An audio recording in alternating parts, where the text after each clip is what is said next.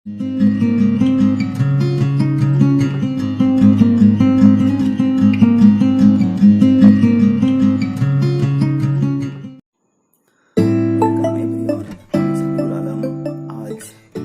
আর একটি নতুন টপিক নিয়ে তোমাদের সামনে উপস্থিত হয়েছি। আজকের আলোচনা লম্ববৃত্তাকার চোঙ অর্থাৎ রাইট সার্কুলার সিলিন্ডার।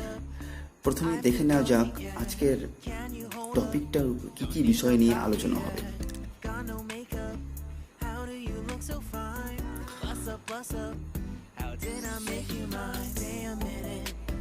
অতএব ভিডিওটি না টেনে সম্পূর্ণ দেখবে। আশা করি লম্ববৃত্তাকার চোঙ সম্পর্কিত সমস্ত প্রশ্নের সমাধান পেয়ে যাবে। আমরা সকলেই বাস্তবিক জীবনে কিছু না কিছু চোঙের উদাহরণ প্রায়শই দেখে থাকি। প্রথমে আমরা যে আলোচনাটা নিয়ে শুরু করব সেটা হচ্ছে চোঙ এবং লম্ববৃত্তাকার চোঙ কথা দুটা এবং তার আকৃতির মধ্যে পার্থক্য নিয়ে। প্রথমেই দেখো, আমরা একটা চোঙ এঁকেছি। এটাও একটা চোঙ, যেখানে এটাও একটা চোঙ, কিন্তু এই দুটো চোঙের মধ্যে একটা সামান্য পার্থক্যের জন্য দুটো আলাদা হয়ে গেছে। এই বেলুনটা বা চোঙটার মাঝখানে যে এই যে বৃত্ত, এই বৃত্তের ব্যাসার্ধ, উপরের বৃত্তের ব্যাসার্ধ এবং নিচের বৃত্তের ব্যাসার্ধ, এই দুটো ব্যাসার্ধের ব্যাসার্ধ দুটাকে যদি যোগ করি কেন্দ্র থেকে, তাহলে আমরা এখানে এখন আমরা দেখে নিই লম্ববৃত্তাকার চোঙের প্রকারভেদ। লম্ববৃত্তাকার চোঙ ফাঁপা হতে পারে, অর্ধফাঁপা হতে পারে, অথবা নিরেট হতে পারে। ফাঁপা বলতে ভিতরে একদম খালি, শুধুমাত্র এই যে সাইডে যে পরিধিটা পাবো সেটার ক্ষেত্রফলটা নগণ্য হবে, অর্থাৎ এটার ক্ষেত্রফল নগণ্য হবে। অর্ধফাঁপার ক্ষেত্রে কিছুটা চোঙটা কিছুটা পুরু থাকবে, মাঝখানে সামান্য একটু ফাঁকা থাকতে পারে, অর্থাৎ এই যে ক্ষেত্রফলটাকে নগণ্য ভাবা যাবে না। 3 নম্বর হচ্ছে নিরেট। নিরেট মানে বুঝি একদম সম্পূর্ণ বন্ধ, সম্পূর্ণ ভরাট, তাহলে এটাকে বলা হবে নিরেট চোঙ। তাহলে আমরা পেয়ে গেলাম ফাঁপা চোঙ, অর্ধফাঁপা চোঙ এবং নিরেট চোঙ। উদাহরণ হিসেবে বলা যেতে পারে ফাঁপা চোঙের উদাহরণ হচ্ছে পাইপ। জলের সরবরাহ হয় যে পাইপগুলো, সেটা তুলনামূলকভাবে ওটা মাঝখানটা একদম সাইডের মাঝখানটা তুলনাতে সাইডের যে ক্ষেত্রফল সেটা একদম নগণ্য, তাই এটা ফাঁপা চোঙের উদাহরণ বলা যেতে পারে। দ্বিতীয় নম্বর হচ্ছে অর্ধফাঁপা। অর্ধফাঁপা বলতে আমাদের একটা উদাহরণ নিয়েছি আমি, কলম। আমাদের যে ইউজ অ্যান্ড থ্রো পেনগুলো পাই তার পিছন দিকটা যদি আমরা দেখি, তাহলে এই যে এই ছিদ্রটুকু বাদ দিয়ে বাকি জায়গাটুকু কিন্তু ক্ষেত্রফলটা বাদ দিলে এখন আমরা আলোচনাটাকে এগিয়ে নিয়ে যাওয়ার আগে আমরা দুটো জিনিসের ফর্মুলা আবার মনে করে নিই। 1 নম্বর হচ্ছে আয়তক্ষেত্র। আয়তক্ষেত্রের ক্ষেত্রফলের ফর্মুলা। আয়তক্ষেত্রের ক্ষেত্রফলের ফর্মুলা এটা হচ্ছে দৈর্ঘ্য আর প্রস্থ। যদি দৈর্ঘ্য আর প্রস্থ হয় তাহলে আয়তক্ষেত্রের ক্ষেত্রফলের ফর্মুলা হচ্ছে দৈর্ঘ্য গুণিত প্রস্থ বর্গ একক। আবার আরেকটা জিনিস, সেটা হচ্ছে বৃত্ত।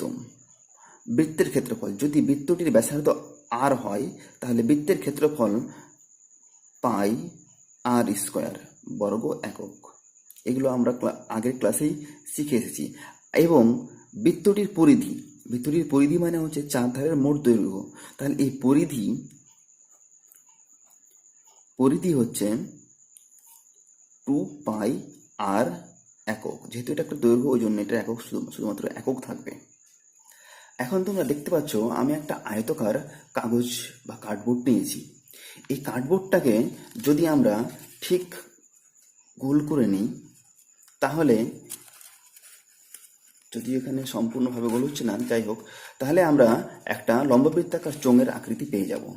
দেখতে পাচ্ছ আমাদের যে আয়তক্ষেত্রের যে দৈর্ঘ্যটা ছিল, আয়তক্ষেত্রের যা দৈর্ঘ্য ছিল, সেই দৈর্ঘ্যটা এখন লম্ববৃত্তাকার চোঙের নিচে তৈরি হওয়া বৃত্তের পরিধি হয়ে গেছে। লম্ববৃত্তাকার চোঙের বৃত্তের পরিধি হয়ে গেছে।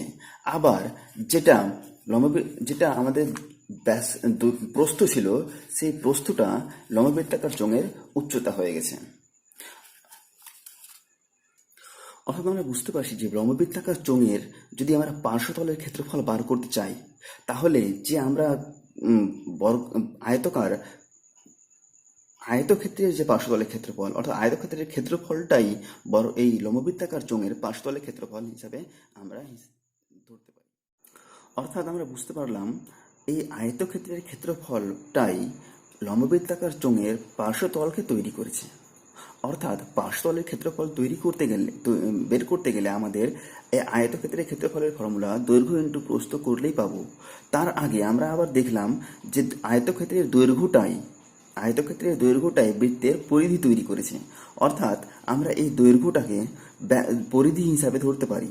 যদি আমাদের আর যে বৃত্তটা তৈরি হয় সেটার যদি ব্যাসার্ধ আর একক হয়, তাহলে এটা দৈর্ঘ্য অর্থাৎ পরিধিটা আমাদের পেয়ে যাব আমরা পাই আর 2 পাই আর একক, এবং উচ্চতাটা অথবা প্রস্থটাকে আমরা যদি ধরে নিই এইচ একক, তাহলে আমরা এই লম্ববৃত্তাকার চোঙের পার্শ্বতলের ক্ষেত্রফল হিসেবে পাবো। পার্শ্বতলের ক্ষেত্রফল আলোচনার আগে আমরা আর একটা জিনিস দেখে নিই। আমরা যে লম্ববৃত্তাকার চোঙটির ভূমি পেয়েছি, এটাকে ভূমিতল, লম্ববৃত্তাকার চোঙের ভূমিতল বলা হয়। অর্থাৎ বৃত্তাকার ক্ষেত্রটা হচ্ছে লম্ববৃত্তাকার চোঙের ভূমিতল। এখানে লম্ববৃত্তাকার চোঙে একই রকম বৃত্তাকার ক্ষেত্র দুটি আছে, অর্থাৎ দুটি ভূমিতল। যেদিকে দুটি ভূমিতল, এই নিচের যে ব্যাসার্ধ, এই বৃত্তাকার ক্ষেত্রের যে ব্যাসার্ধ, সেই ব্যাসার্ধটাকে বলা হয় ভূমিতলের ব্যাসার্ধ, সেটাকে বলা হয় ভূমিতলের ব্যাসার্ধ। আর এই বৃত্তাকার ক্ষেত্রটির পরিধিটাকে বলা হয় ভূমিতলের পরিধি। আবার প্রত্যেকটা বৃত্তের ক্ষেত্রফলটাকে বলা হয় ভূমিতলের ক্ষেত্রফল। এবার আমরা এগিয়ে যাই লম্ববৃত্তাকার চোঙের পার্শ্বতলের ক্ষেত্রফলের দিকে। ভূমিতলের পার্শ্বতলের ক্ষেত্রফলটি আমরা এই আয়তক্ষেত্রের ধারণা থেকে পেয়েছিলাম দৈর্ঘ্য গুণিত প্রস্থ। আবার দৈর্ঘ্যটাই যেহেতু বৃত্তটির পরিধি হয়ে যাচ্ছে, ওই জন্য এই বৃত্তটির পরিধিটাই হচ্ছে দৈর্ঘ্য। অর্থাৎ দৈর্ঘ্য গুণিত প্রস্থ জায়গাতে আমরা লিখতে পারি পরিধি গুণিত উচ্চতা। তাহলে এখানকার পরিধি সমান আমরা পাই এই হিসাব অনুযায়ী 2 পাই আর, এবং উচ্চতা ধরে নিয়েছি আমরা এইচ একক, তাহলে উচ্চতার গুণ হয়ে গেল এইচ। তাহলে আমরা পার্শ্বতলের ক্ষেত্রফল পেয়ে গেলাম 2 পাই আর এইচ বর্গ একক। এবার আমরা এগিয়ে যাব। এবার আমরা এতক্ষণ দেখলাম নিরেট চোঙের পার্শ্বতলের ক্ষেত্রফলের ফর্মুলা। এবার সমগ্রতলের ক্ষেত্রফলের ফর্মুলা আমরা বের করার চেষ্টা করি। সমগ্রতলের ক্ষেত্রফল বলতে একটা চোঙের পার্শ্বতল এবং দুই ভূমিতল, এই দুই ভূমিতলের সঙ্গে পার্শ্বতলের ক্ষেত্রফলটা যোগ করে দিলে আমরা সমগ্রতলের ক্ষেত্রফল পেয়ে যাব। কিন্তু যখন আমাদের কাছে ফাঁপা পাইপ আসছে বা ফাঁপা চোঙ আসছে, তখন কিন্তু আমরা ভূমিতলের ক্ষেত্রফল পাচ্ছি না। অর্থাৎ ফাঁপা পাইপের ক্ষেত্রে সমগ্রতলের ক্ষেত্রফল এবং পার্শ্বতলের ক্ষেত্রফল দুটোই একই অর্থ বহন করে। অর্থাৎ আমরা ফাঁপা চোঙের জন্য পেয়ে যাচ্ছি পার্শ্বতলের ক্ষেত্রফল সমান সমগ্রতলের ক্ষেত্রফল। তৃতীয় নম্বরে আমরা আলোচনা করব নিরেট চোঙের সমগ্রতলের ক্ষেত্রফল। নিরেট চোঙের ক্ষেত্রে কিন্তু আমরা উপরে দুই ভূমিতল সহ আমরা পেয়ে যাচ্ছি। তাহলে পার্শ্বতলের ক্ষেত্রফলের সঙ্গে দুপুরের দুই ভূমিতলের ক্ষেত্রফল যোগ করলে আমরা পেয়ে যাব সমগ্রতলের ক্ষেত্রফল। নিরেট চোঙের ক্ষেত্রে আমরা দেখতে পাচ্ছি সমগ্রতলের ক্ষেত্রফল মানে পার্শ্বতলের ক্ষেত্রফল এবং 2 গুণিত ভূমিতলের, যে দুটা ভূমিতল আছে, তাহলে পার্শ্বতলের ক্ষেত্রফল তো আমরা বের করে রেখেছি 2 পাই আর এইচ। আবার ভূমিতলের ক্ষেত্রফল, প্রতিটা ভূমিতলের ক্ষেত্রফল পাই আর স্কোয়ার, যেহেতু প্রত্যেকটা বৃত্তকার, তাহলে এখান থেকে আমরা পেয়ে যাচ্ছি 2 পাই আর এইচ প্লাস 2 পাই আর স্কোয়ার। এটাকে একটু সিম্পলিফাই করলে আমরা পেয়ে যাব, অর্থাৎ নিরেট চোঙের সমগ্রতলের ক্ষেত্রফল 2 পাই আর ইন্টু এইচ প্লাস আর বর্গ একক। অর্ধনিরেট চোঙের ক্ষেত্রে বা অর্ধফাঁপা চোঙের ক্ষেত্রে ভূমির ক্ষেত্রফলটা আমরা পেয়ে যাব। দেখো, আমাদের যে বাইরে যে ক্ষেত্রফলটুকু আছে সেটুকুই শুধুমাত্র আমরা হিসাব করতে পারি। মাঝখানে যেটুকু ফাঁকা আছে সেটুকুর আমরা ক্ষেত্রফল পাবো না। তাহলে আমাদেরকে এই যে বড় বৃত্ত বা বড় ব্যাসার্ধ আমরা যদি ধরি এটাকে, তাহলে এই বড় ব্যাসার্ধযুক্ত বৃত্তের ক্ষেত্রফল থেকে ছোট ব্যাসার্ধযুক্ত বৃত্তের ক্ষেত্রফলটা বাদ দিয়ে দিলেই ভূমিতলের ক্ষেত্রফল পেয়ে যাব। তাহলে আমাদের হয়ে যাবে হিসাব অনুসারে পাই আর স্কোয়ার মাইনাস পাই ছোট হাতের স্কোয়ার আর স্কোয়ার বর্গ একক, যেখানে বড় হাতের আরটা গোটাটার ব্যাসার্ধ নির্দেশ করছে আর ছোট হাতের আরটা ভিতরের শুধু ব্যাসার্ধ নির্দেশ করছে। তাহলে এটা হচ্ছে এক একটা ভূমির ক্ষেত্রফল। এটাকে যদি সিম্পলিফাই করে নিই তাহলে আমরা পেয়ে যাবো পাই ইন্টু আর স্কোয়ার মাইনাস আর স্কোয়ার বর্গ একক। এখন অর্ধনিরেট বা অর্ধখাপা চোঙের ক্ষেত্রে সমতলের ক্ষেত্রফল আমরা পেয়ে যাব পার্শ্বতলের ক্ষেত্রফল তার সঙ্গে 2 গুণিত ভূমিতলের ক্ষেত্রফল। পার্শ্বতলের ক্ষেত্রফলের মানটা আমরা এর আগে যেটা পেয়েছিলাম সমস্ত চোঙের ক্ষেত্রে একই জিনিস, পার্শ্বতলের ক্ষেত্রফল 2πr/h। তার সঙ্গে আমাদের যুক্ত হয়ে যাচ্ছে এই নতুন ভূমির ক্ষেত্রফলটা, যেহেতু এটা অর্ধনিরেট, তাহলে এখান থেকে আমরা পেয়ে যাচ্ছি। এখন আমরা দেখব লম্ববৃত্তাকার চোঙের আয়তন কীভাবে বার করা যাবে। লম্ববৃত্তাকার চোঙের আয়তন বার করার জন্য ভূমিতলের ক্ষেত্রফলকে উচ্চতা দিয়ে গুণ করতে হবে। ভূমিতলের ক্ষেত্রফল আমরা জানি পাই আর স্কোয়ার এবং উচ্চতা ধরে নিচ্ছি h। তাহলে লম্ববৃত্তাকার চোঙের আয়তনের ফর্মুলা হবে পাই আর স্কোয়ার ইন্টু h ঘন একক।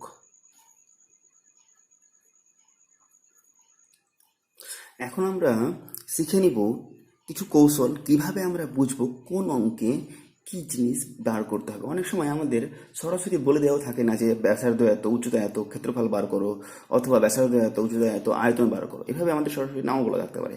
তাহলে আমাদের সেই সময় কিভাবে আমরা নির্ণয় করব যে এটা কি বার করতে বলছে, ক্ষেত্রফল নাকি পার্শ্বতলের ক্ষেত্রফল নাকি আয়তন।